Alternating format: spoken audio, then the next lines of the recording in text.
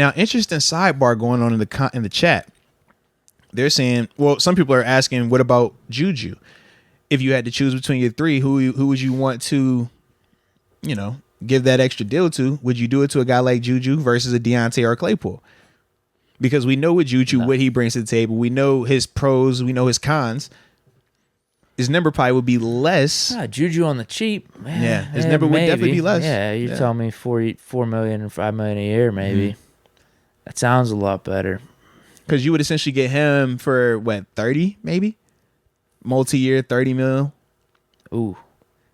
What would that be? It depends on how many years, though, right? It's even 5 years. Bonus. 5 years, that's 6 then. 6 a year. That's too much, I think. Okay. Right now. You think 6 is too much for JuJu? Excuse me. No, that's probably that's what I'm saying. That's I think that's his market. Yeah. If I think he's anywhere. I think he's anywhere between 5 and 8. I think that's what we said when we talked about him. Yeah. Should the Steelers do that? Actually, you know what? He did have a little bit of a connection with Mason in those last couple games. Mm-hmm.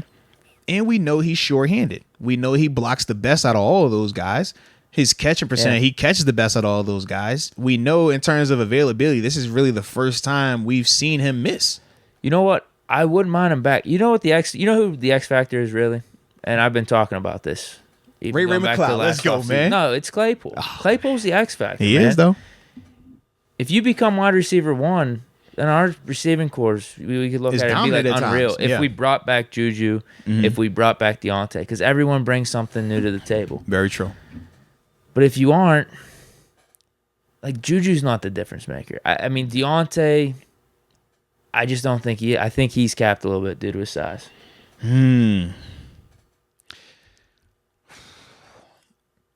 But for what Deontay is capped with his size, the idea that he could become an AB in terms of just like the route running, the combat, like, do you think he could develop into that? Because that still is, I think, a part that makes me a little bit like want to see more and want to give him the benefit of the doubt, because I say, man, we've seen a guy like you before, and we've seen him develop, and we've seen what he became. Yeah. Like, he became one of the best to ever do it.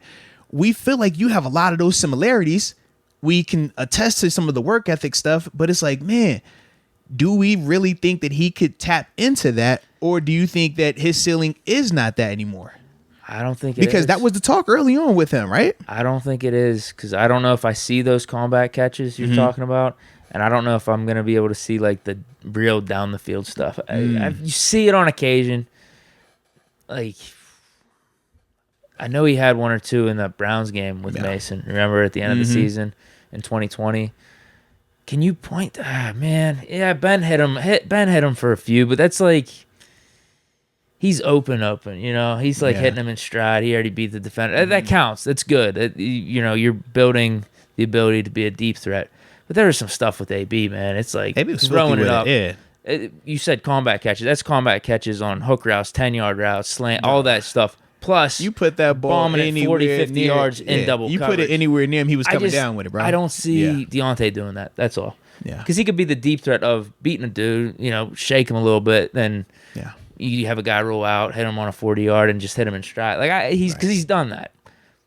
But no, I don't see that AB type of stuff. Today's episode is brought to you by the amazing people at DraftKings Sportsbook. You know, the NFL's official sports betting partner. Yes, indeed. Safe, secure, and reliable.